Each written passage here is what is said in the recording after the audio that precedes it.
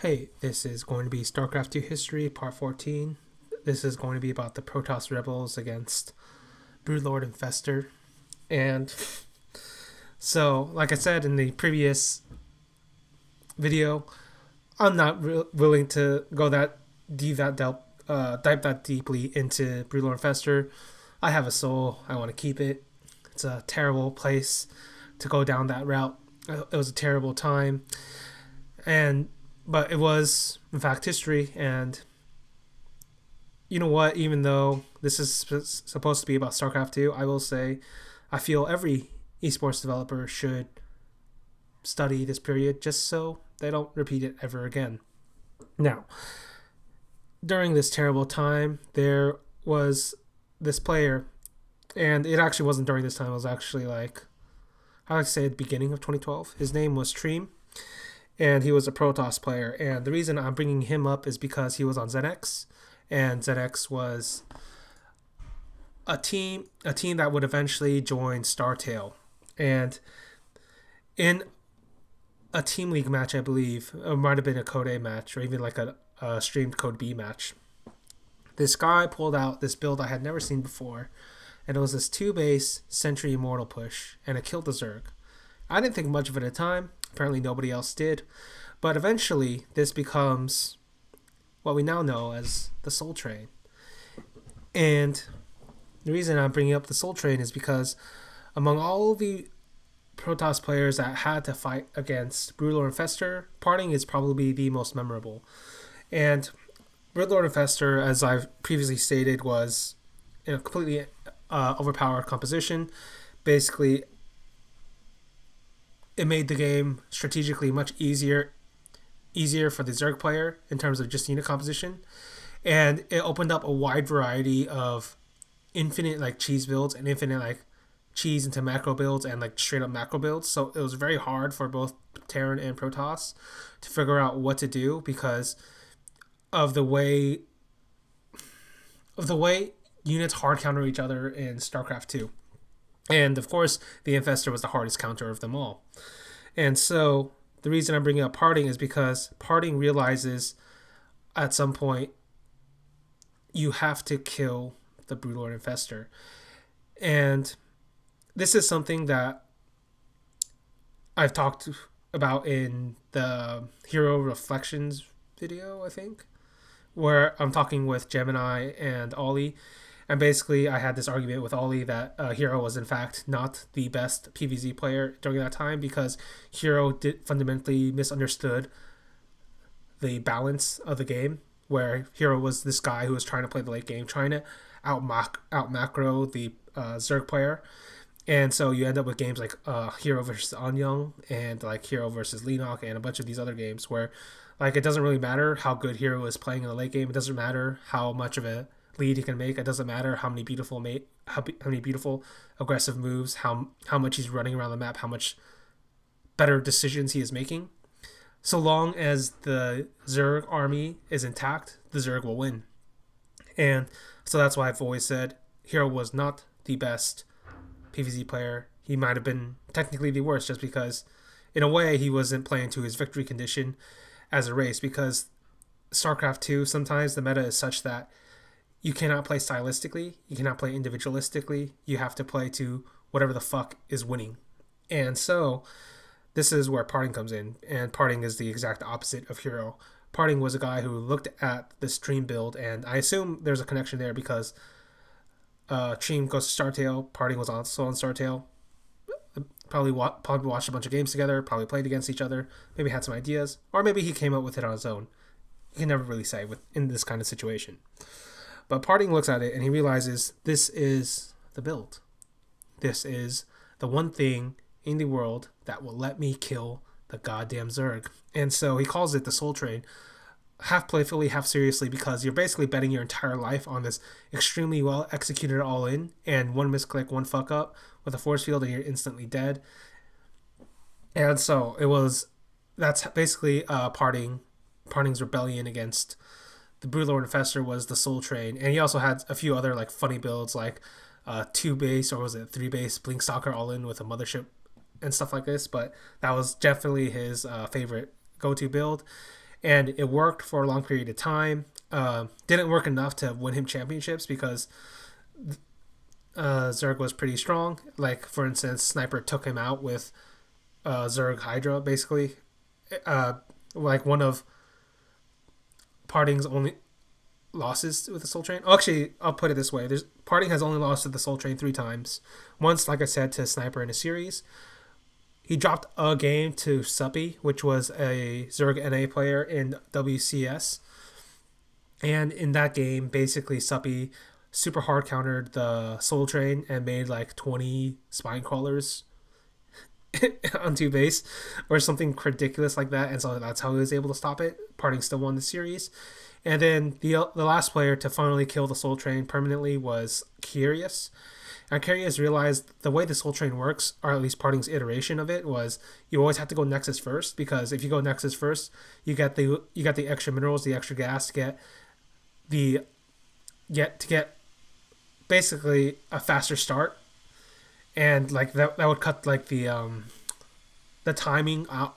The timing would be faster by like 1 minute, maybe 1.5 minutes. And so Curious realizes it, and he just goes 10 pool, and then just kills Parting's build basically, because 10 pool lets you get a bunch of lings and lets you either kill the Protoss outright or put them so far behind it doesn't matter. Actually, a build I myself used in the ladder. It's quite effective. And now that's basically the end of Parting's Rebellion. Parting was also one of the best players of 2012 in my opinion. I think he actually wins BlizzCon that year over Creator in a PvP series. And I'm not going to go over that entire thing, but basically WCS that year was a regionalized like WCG system. And it just so happened like WCS Korea was before the Broodlord Infestor patch hit. So Broodlord Infestor meta, sorry. The meta itself didn't hit Korea yet. And so they were able to get a bunch of Protoss players into it because like I said, the Protoss Revolution was incoming. So yeah, Creator, Squirtle, a bunch of these guys going in. And so that's why BlizzCon was won by Protoss that year, because the 3 Protosses that make it there are from Korea, is like Parting, Creator, and Rain. And all 3 of them were kind of specialists in the PvZ matchup in terms of just straight up killing the Zerg before it got there. And so as long as there weren't Zerg like Broodlord Infestor players, and Stefano was like slowly declining, and like some of the other super crazy patch Zergs weren't quite as good, that's basically what happens, is they went out. And I will go down to Rain. Rain is the chosen one. He is the final piece of the Protoss puzzle. Basically, at the end of the video I had with Gemini and Ollie, when we were talking about Hero, I said the way you can think about Protoss is there are 3 important players in the way Protoss is thought about and Protoss has evolved. MC is the first. Hero, Liquid Hero, is the second. And then Rain is the final piece, because MC was aggressive, Hero was aggressive but had macro behind it, and then Rain was defensive, had the macro behind it, and almost always won in the late game scenarios. He is, in my opinion, the best late game player Protoss has ever seen and will ever see, in a sense. And he's also the guy who tamed PvP, because before him, PvP was very gambly. It was a rock paper scissors game inside of a rock paper scissors game. So the basic way people remember it now is like Blinkstalker beats Phoenix, Phoenix beats Immortal, Immortal beats Blinkstalker, and that's true to an extent until you actually really break into the micro mechanics of each of the builds. So for instance, like a greedy version of the Phoenix could actually beat the Blinkstalker unless you were also greedy, or if you were even more like all in. And there's like a triumvirate of builds, and then sometimes somebody would just throw in a DT if you went a bit too far out.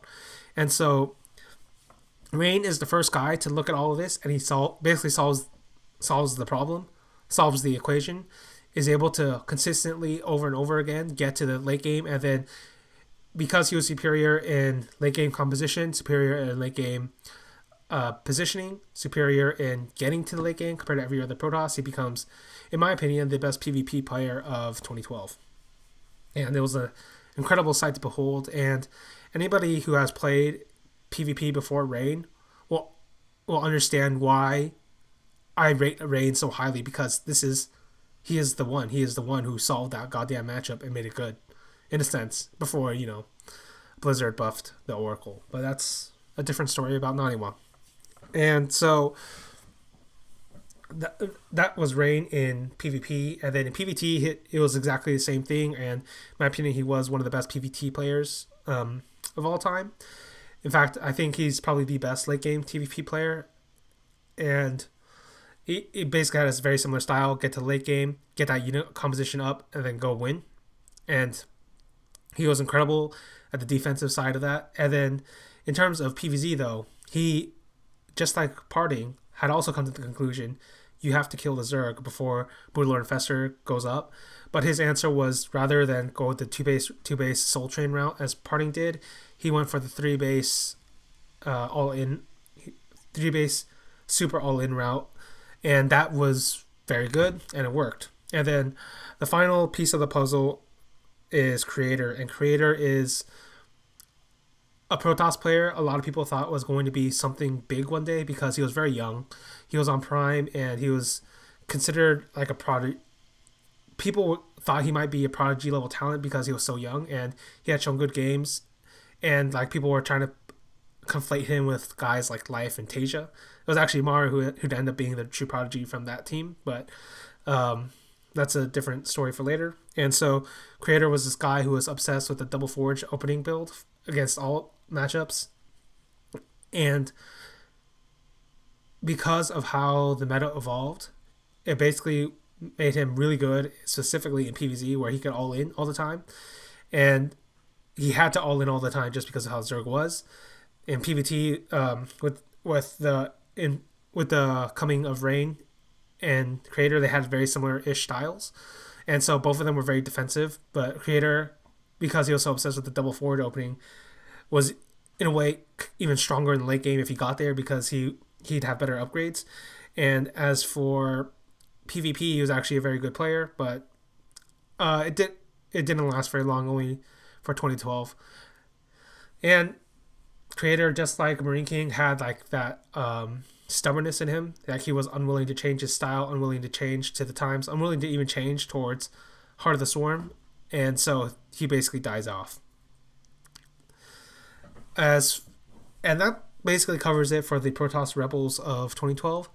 I will give a very specific shout out to Mana, because Mana, the Polish player, he goes on to let me check the exact tournament. I think it's ESWC 2012, and in that tournament he plays against Stefano in the semifinals, and the Soul Trains the shit out of him. Respect to Mana for stopping Broodlord Infestor, and also one of the reasons why I think he's underrated in general in terms of foreigners. Alright, that should cover it for this one, because I'm not going to go that deep into it. I will actually talk about Rain again when we go to the next video. I think, actually, yeah, alright, see you guys later.